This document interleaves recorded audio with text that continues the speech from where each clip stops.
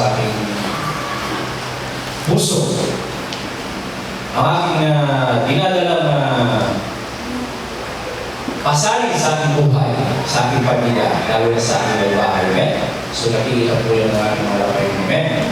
Kaya kung mababasa lang ninyo, yung laman ng aking puso, baka mabibigla kayo. Amen? Na ganito pala ang dinadala ng aking mga kapatid. Pero salamat sa Diyos, ako'y nakapagpapatuloy. Amen?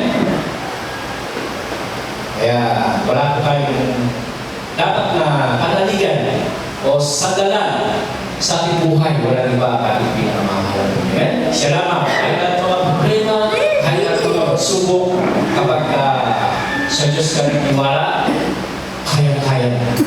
Amen? Dahil ang Diyos ay napakagaling niya. Amen? Napakagaling ng ating mga lapay. Amen? Alam niya ang lahat ng ating mga kailangan, kahinaan. Alam ng Diyos. Amen?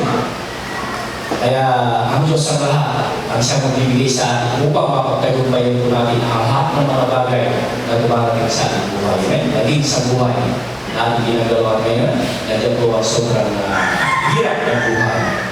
Pero salamat sa ating pinakamahalaga. Amen? Kaya wala akong masabi kundi napakabuti ng ating Panginoon. Hanggang ngayon, nakatayo ako, nagpapatuloy na nagpilingkod sa ating pinakamahalaga. Kaya sa kanya po, pinakamahalaga sa pagpulos. Salamat.